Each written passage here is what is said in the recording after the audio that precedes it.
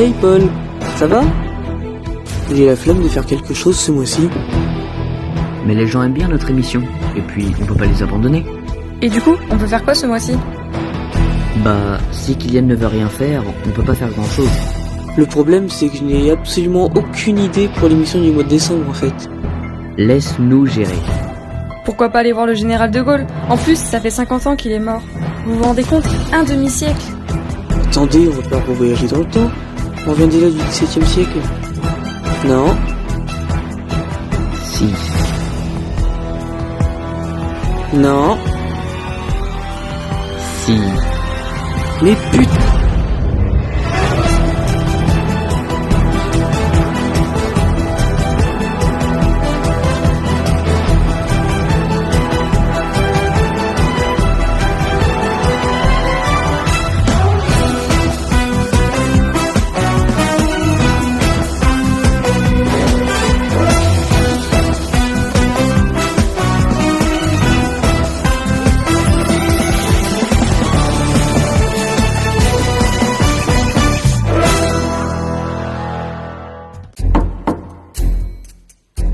Bonjour, bonsoir.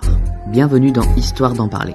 Aujourd'hui, nous allons nous intéresser à celui qui fut président de la République de 1959 à 1969, président du Conseil des ministres en 1958, président du gouvernement provisoire de la République française de 1944 à 1946 et surtout, général de brigade Charles de Gaulle. Chut. Tais-toi. On est en 1944, si on nous entend dire ça, c'est un aller simple vers les camps de la mort. Oui, pardon, c'est vrai. Mais attends, qu'est-ce qu'on fout devant une église? Je sais pas, mais partons avant de se faire choper par les Allemands.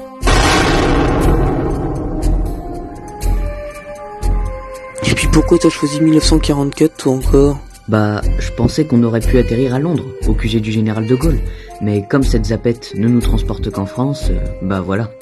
Bon, maintenant que nous sommes cachés, on fait quoi? Je crois que nous sommes à Sainte-Mère-Église. Si on regarde sur l'horloge, il est 5 heures et vu le drapeau nazi, le village n'a pas encore été libéré. Chut, une sentinelle. Vous avez compris ce qu'ils viennent de dire, les deux soldats?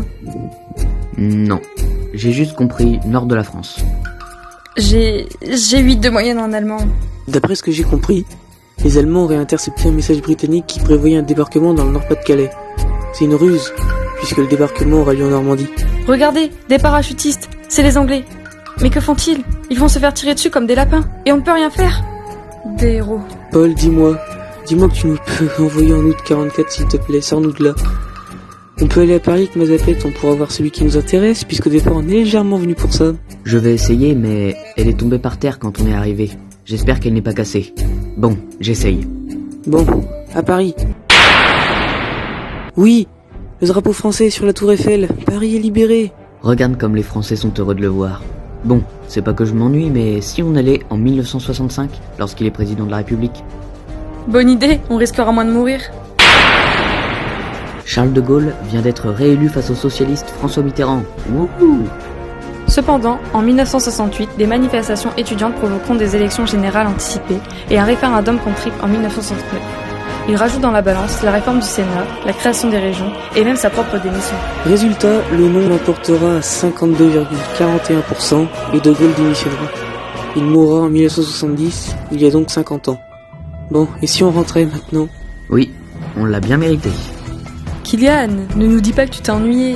Je ne dis pas ça, mais on va peut-être arrêter de voyager d'un bout à l'autre de l'histoire. On a failli se faire choper par des Boches en 44. Kylian a raison. Retournons en 2020. Putain!